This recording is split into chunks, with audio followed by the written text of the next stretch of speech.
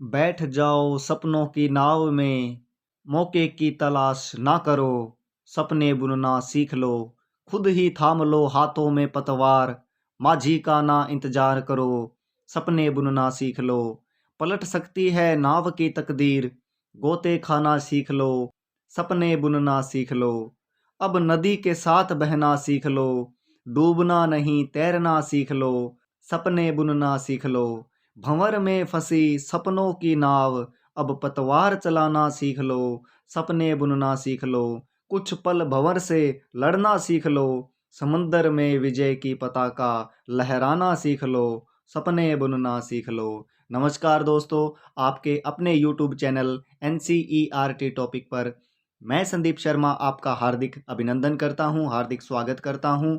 Hope आप सब अच्छे होंगे। और दोस्तों, हमारा अध्ययन चल रहा है NCERT की किताबों में से कक्षा 7 भूगोल का हम अध्ययन कर रहे हैं। इसी कड़ी में आज अध्याय 5 लेकर आपके बीच उपस्थित हूं।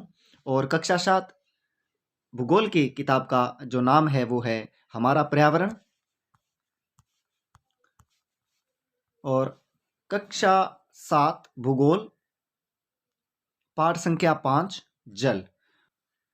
तो चलिए आरंभ करते हैं। महासागर की औसत लवणता 35 भाग प्रति 1000 ग्राम है। महासागरों में संपूर्ण पृथ्वी का 97.3% जल समाहित है। यानी जो पृथ्वी का अधिकतर जल जो है वो समुद्रों में है, और जो पीने योग्य जो शुद्ध जल है वो बहुत ही कम है। 22 मार्च को प्रतिवर्ष विश्व जल दिवस के रूप में मनाया जाता है। बहुत ही महत्वपूर्ण बिंदु है और कई बार ये परीक्षाओं में पूछा गया है। 22 मार्च को प्रतिवर्ष हम क्या मनाते हैं? विश्व जल दिवस के रूप में हम मनाते हैं।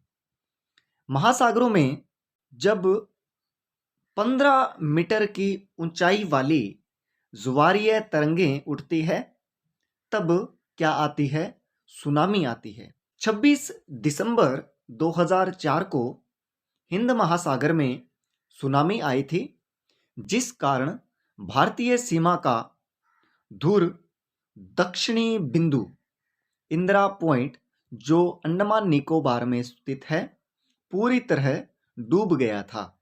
और दोस्तों, 2004 की जो सुनामी थी बहुत ही ज़्यादा विनाशकारी थी। उसमें जो अंडमान निकोबार का ये जो इंदिरा पॉइंट था, जो भारत का दक्षिणी बिंदु था, वो पूर्णतया डूब गया था। आगे देखिए, जहां गर्म एवं ठंडी जल धाराएं मिलती है वहां कोहरे वाला मौसम होता है। आगे बढ़ते हैं। देखिए, लवणता 1000 ग्राम जल में मौजूद नमक की मात्रा होती है। महासागर की औसत लवणता 35 भाग प्रति 1000 ग्राम होती है। बहुत ही महत्वपूर्ण तथ्य है। और RRB ग्रुप डी में यह क्वेश्चन पूछा गया था कि महासागर की औसत लवणता कितनी है। आगे बढ़ते हैं। इज़राइल के मृत सागर में 340 ग्राम प्रति लीटर लवणता होती है। तैराक इसमें पल्ब कर सकते हैं क्योंकि नमक की अधिकता इसे क्या बना देती है? सघन बना देती है। आगे बढ़ते हैं। 22 मार्च विश्व जल दिवस के रूप में मनाया जाता है, जब जल संरक्षण की विभिन्न विधियों को प्रबलित किया जाता है। बहुत ही इंपॉर्टेंट है और कई बार यह परीक्षाओं में पूछा गया है। विश्व जल दिवस 22 मार्च को मनाया जाता है। चलिए आगे बढ़ते हैं।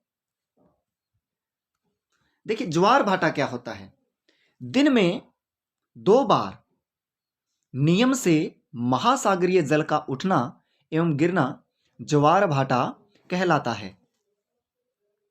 देखिए, ये समुद्र है दोस्तों, और इसमें ये तट है,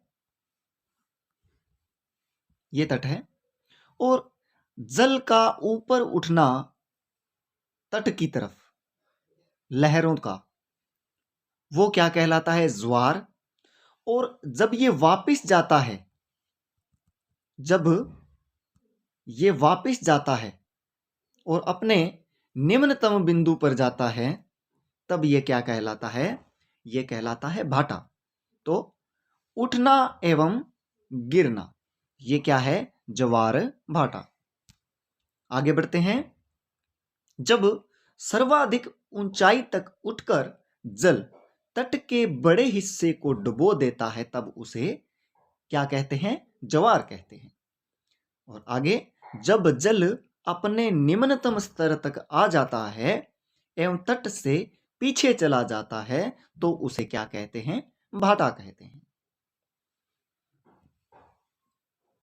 आगे देखिए, पूर्णिमा एवं अमावस्या के दिनों में सूर्य, चंद्रमा एवं पृथ्वी तीनों एक सीधी रेखा में होते हैं या एक सीध में होते हैं और इस समय सबसे ऊंचे ज्वार उठते हैं। इस ज्वार को वृहत ज्वार या उच्च ज्वार कहते हैं। चांद अपने प्रथम एवं अंतिम चतुर्थांश में होता है तो पृथ्वी एवं सूर्य का गुरुत्वाकर्षण बल विपरीत दिशाओं में महासागरीय जल पर पड़ता है। परिणाम स्वरूप निम्न ज्वार भाटा आता है। ऐसे ज्वार को क्या कहते हैं? लघु ज्वार भाटा कहते हैं। बहुत ही इंपॉर्टेंट तथ्य है और सीटेट 2021 में यह पूछा गया था।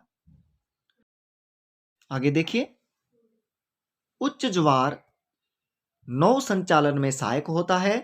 ये जल स्तर को तट की ऊंचाई तक पहुंचाते हैं। यानी जब उच्च ज्वार आते हैं, उच्च ज्वार, तो क्या करते हैं? नौकाएं जो होती है वो उच्च ज्वार के साथ तट की तरफ आ जाती हैं। तट पर लाने के लिए ये सहायक होता है। चलिए आगे बढ़ते हैं। महासागरीय धाराएं गर्म या ठंडी हो सकती हैं। सामान्यतः गर्म महासागरीय धाराएं भूमध्य रेखा के निकट उत्पन्न होती हैं एवं ध्रुवों की ओर प्रवाहित होती हैं। ध्रुव कहाँ होते हैं? मैंने पहले बताया था। ये हमारी पृथ्वी है, यहां पर और यहां पर ध्रुव होते हैं। आगे देखिए, ठंडी धाराएं ध्रुवों या उच्च अक्षांशों से उष्णकटिबंधीय या निम्न अक्षांशों की ओर प्रवाहित होती है।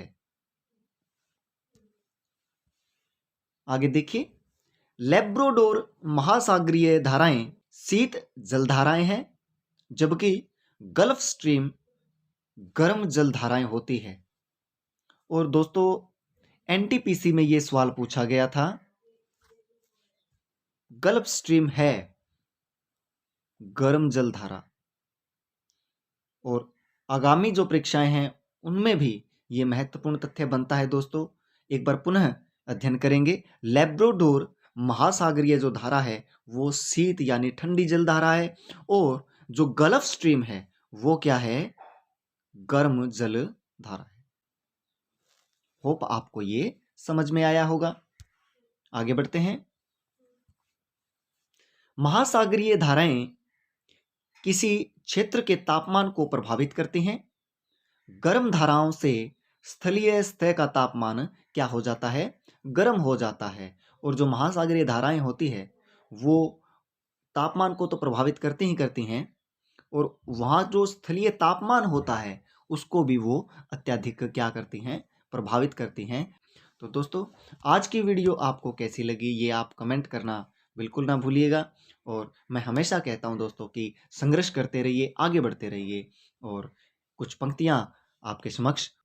उठो चलो आगे बढ़ते रहो, जीवन संघर्ष है लड़ते रहो, पराजय कोई विकल्प नहीं है, जीत का कोई जादुई मंत्र नहीं है, आलस्य निराशा त्याग तुम जी जान से कोशिश करते रहो, जीवन संघर्ष है लड़ते रहो, मेहनत कभी व्यर्थ नहीं होता, संघर्ष बिना जीवन का अर्थ नहीं होता।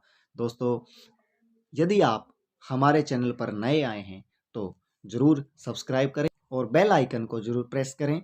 जय हिंद, जय भारत।